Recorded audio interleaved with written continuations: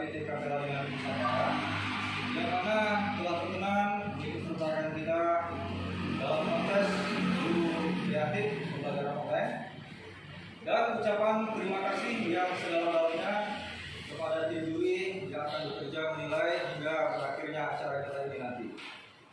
Perkenalkan, saya Suharman. Saya mengampu pelajaran alat ukur di Prodi Teknik Fisik Sepeda Motor SMK Multi Mekanik Asmur Pekanbaru. Baik, saya akan menyapa siswa saya. Selamat pagi siswa semua. Pagi. Bapak harapkan pagi ini kalian hadir di kelas ini dengan semangat yang baru dalam keadaan fresh dan baik-baik semua ya.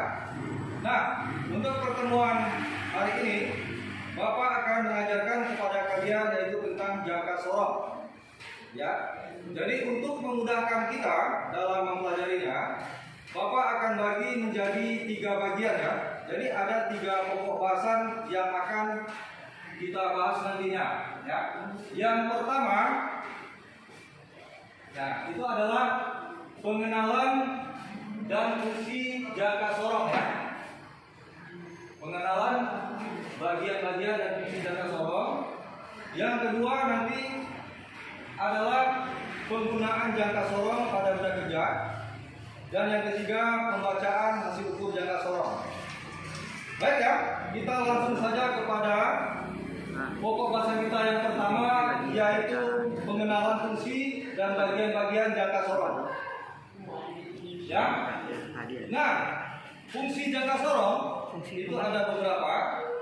Yang pertama, fungsinya adalah untuk mengukur bagian luar benda kerja. Yang mana yang akan kita gunakan pada jangka sorongnya bagiannya adalah offset jauh, istilahnya offset jauh, atau sering juga disebut dengan rahang luar atau rahang bawah ya. Nah, bisa kita lihat ini dia ya. Yang pertama. Yang kedua kita sebut dengan rahang atas atau inset jauh. Fungsinya adalah untuk mengukur bagian dalam benda kerja yang berbentuk lingkaran ataupun silindris ya. Bahkan bisa juga yang berbentuk bangunan yang lain seperti segi 4 dan sebagainya, tapi bagian dalam ya. Nah, kemudian kita lanjutkan yang ketiga. Bagian yang ketiga itu kita sebut dengan bibar. Yang mana dia? Ini dia ya. Jadi ada ujung yang kecil, apabila kita geser rahang ini ya, nah ini akan menjulur keluar. Nah ini kita sebut dengan bibar. Fungsinya untuk mengukur kedalaman lubang pada benda kerja. Nah itu yang ketiga. Yang keempat kita sebut dengan step. Step itu yang mana? Yang ini ya. Jadi permukaan depan daripada jangka sorong, apabila kita geser, nah permukaan ini akan bergerak sehingga membentuk dua posisi ya. Jadi ada agak bertingkat kita melihatnya. Nah ini gunanya apa? Ini kita tempatkan nanti step ini pada permukaan benda kerja yang bertingkat sehingga kita bisa mendapat hasil ukurnya lebih akurat ya. Selanjutnya skala utama. Nah ini dia. Skala utama berada pada batang utama atau main beam ya. Ini fungsinya adalah untuk menunjukkan angka nominal. Angka nominal ini umpamanya 10 mili, 12. Jadi yang 10 itu kita sebut dengan angka nominal. Angka di belakang koma itu kita sebut dengan angka desimalnya. Nah, untuk angka desimal itu nanti kita baca pada skala Kernian atau skala geser. Yang mana dia? Pada alat kita, nah ini. Jadi ini akan ikut bergeser apabila kita gerakkan untuk mengukur daripada benda kerja kita. Ya. Jadi angka desimal ya. Nah, nilainya berapa? Nanti kita tentukan berdasarkan tingkat ketelitiannya. Jadi ada di pasaran itu yang 0,02 mm ketelitiannya, ada 0,05 mm dan ada juga yang 0,01. Tapi yang sering digunakan itu 0,02 mm dan 0,05 mm. Nah, untuk pembacaannya nanti kita akan pelajari ya. Baik ya. Sebelum Bapak melanjutkan kepada pokok bahasa yang kedua untuk penggunaan yang benar, ya. Nah, silakan siswa kalau ada yang belum jelas atau belum ngerti mengulang kembali atau menjelaskan? Baik ya, kita lanjut aja kepada bagian yang kedua, yaitu penggunaan jangka sorong pada benda kerja. Nah, dalam hal ini sebelum kita menggunakan, kita harus memastikan alat ukur kita dulu ya, bahwasanya apabila kita tutup seperti ini, itu garis skala utama, garis 0 skala utama harus benar-benar lurus pada skala geser. Nah, ini pada alat ukur lain kita sebut dia kalibrasi. Tapi untuk jangka sorong, apabila 0 skala geser dengan skala utama itu tidak segaris atau bertemu lurus, berarti alat ini tidak layak lagi kita pakai. Ya, jadi kita tidak bisa ada kalibrasi secara manual ya, tapi kita ganti dengan alat ukur yang lebih presisi ya, lebih akurat. Itu ya. Baru kita mengenal cara menggunakannya ya.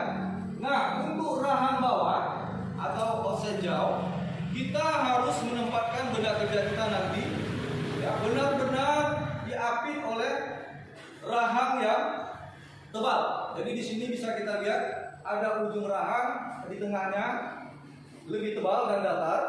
Nah, jadi benda kerja kita nanti kita benar-benar tempatkan pas di tengah ya. Kita contohkan ini. Nah, jadi benar-benar di tengah dan tegak lurus. Apabila sudah pas, kita kunci, baru kita ambil dan baca hasil ukurnya berapa. Itu yang pertama. Ya, seperti gambar juga bisa kita lihat. Tidak boleh diletakkan di ujung rahang, ya. Jadi harus di tengah. Jadi bagian yang tebal ini.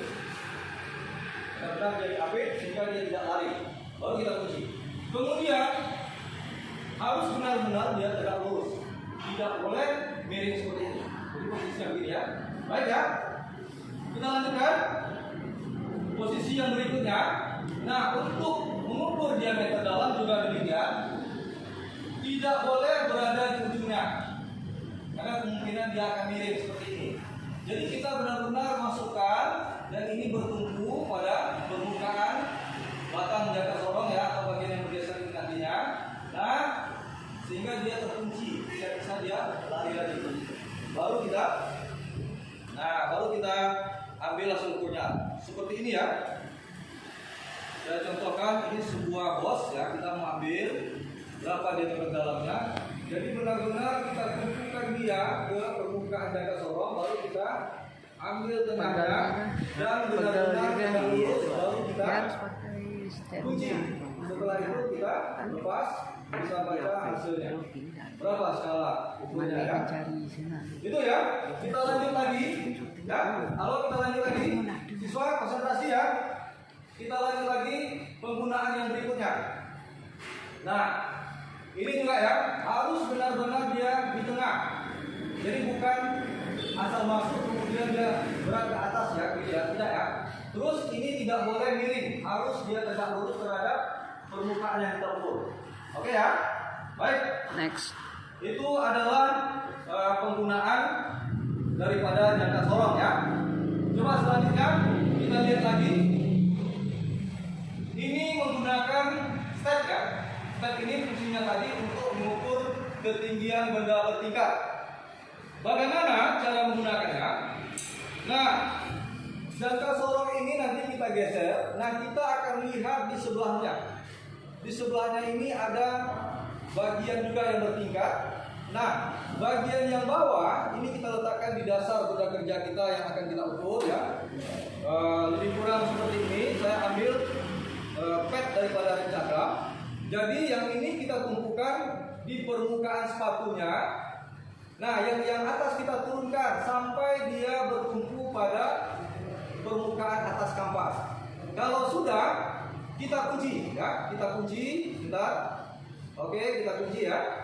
Nah, hasilnya baru bisa kita lihat pada skala ukurnya. Itu untuk mengukur ketinggian benda bertingkat. Jadi ini kan tidak bisa kita lepas ya. Kalau diukur begini kan susah ya. Nah, jadi memang udah disiapkan ada stepnya atau bagiannya. Latihan. Kemudian selanjutnya ya, ini untuk mengukur kedalaman lubang pada benda kerja ya. Ya dalam hal ini ya umpamanya begini ya.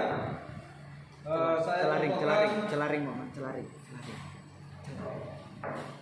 Nah ini nih, umpamanya saya contohkan celah daripada ring ya. Celah daripada ring ini berapa kedalamannya? Kita kendorkan lagi. Kita masukkan ujungnya ini ya. Betul-betul dia tepat ya. Nah, pada benda kerja sudah menumpu ya ujung yang kecil atau disebut dengan dibar. Kemudian kita turunkan yang bagian atas sehingga dia benar-benar bertumpu dan tegak lurus. Pastikan tegak lurus ya. Nah, kalau sudah ya, saya kunci dulu. Ya, kembali kita coba. Nah, ini ya. Jadi inilah hasil ukur kedalaman lubang daripada benda kerja kita. Tinggal kita baca. Berapa hasilnya? Kita lanjut kepada pokok bahasa yang ketiga. Ya, siswa harus paham dulu bagaimana cara membacanya. Bapak akan jelaskan ya. Demikian untuk penggunaan. Ada pertanyaan? Next. Kalau tidak ada, next ya, kita lanjut. Kita masuk ke pembacaan. Bagian yang ketiga atau pokok bahasa yang ketiga. Nah, di pasaran itu ada dua skala ketelitian yang umum, skala ketelitian 0,02 mm dan skala 0,05 mm. Baik ya, kita masuk dulu contoh yang pertama untuk membaca skala 0,02 mm. Nah, kalian harus bisa membedakan mana yang skala utama dan skala geser. Di gambar ini ya, ini adalah gambar yang kita ambil dari bagian depan sebuah jangka sorong yang mana kita telah memposisikan pada benda kerja, kemudian kita kunci dan ini kita pindahkan ke gambar. Jadi akan tampak skala utama ini yang biru, skala geser yang merah ya. Nah, berapa nilainya satu skala itu yang harus kalian pahami. Skala utama itu nilainya adalah satu skala ini 1 mm. Jadi di sini ada 0, 10, 20, 30 dan seterusnya ini menunjukkan milimeter ya. Bahkan ada juga alat ukur nanti di sini ada angka 1 berarti 1 cm. Namun tetap nilai skalanya satunya adalah 1 mm. Itu untuk skala utama. Dan untuk skala geser berapa nilainya? Sesuai dengan yang tertera pada alatnya. 0,02 mm. Jadi satu skala geser ini nilainya 0,2 mm. 0,2 mm ya. Itu ya. Nah, ini kita bisa langsung baca ya. Kita langsung baca berapa nilai hasil ukur ini. Nah, hasilnya adalah berapa skala 0 pada skala geser ini sudah melewati skala utamanya pada skala yang berapa. Nah, kita bisa hitung ini 9. Berarti skala utamanya sudah melewati 9. Angka desimalnya angka nominalnya adalah 9. 9 lebihnya berapa? 9, berapa? Lebihnya kita lihat pada skala geser. Mana yang tepat benar-benar segaris dengan skala utama. Nah, di sini sudah kelihatan ya. Yang segaris itu adalah ini. Ini skala keberapa? Bisa kita hitung ini adalah skala ke-13. Kalau tidak, angka ini membantu kita. Kalau dia berada di angka 1 berarti 0,10. Ada 5 skala yang sudah dilalui. Kalau 2 0,20, kita lanjutkan. Ternyata setelah 2 ada 3. Berarti 0,20, 0,22, 0,24, 0,26. Nah, angka desimalnya adalah 0,26. Jadi kita tambahkan ya. Kita tambahkan hasilnya adalah 9,26 mm ya. Baik, kita lanjut. Nah, ini dia hasilnya ya. Ternyata benar 9,26 mm. Kita lanjut contoh yang kedua. Contoh yang kedua ini ya. Contoh yang kedua. Nah, kita menggunakan ketelitian yang 0,05. Langsung kita baca. Skala tetapnya, skala utamanya. Sekarang 0 ini skala geser berada pada skala yang ke-16. Dia udah lewat 16 berapa? 16, berapa ya? Nah, kita lihat skala gesernya yang benar-benar lurus. Ternyata pada 3,5. skala yang ke-7. Ini 1, 2, 3, 4, 5, 6, 7. 7 dikali 0,05.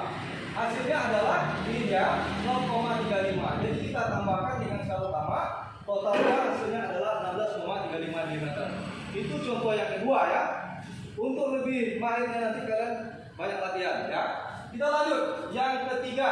Yang ketiga ini kita menggunakan skala inci ya. Jadi nanti waktu di lapangan prakteknya juga kita ketemu nanti yang menggunakan skala internasional atau internasional ya itu. Ini kita pakai yang inci. Nah, kalau di jangka sorong ini letaknya di sebelah atas. Jadi skala utamanya itu berada di bawah ya.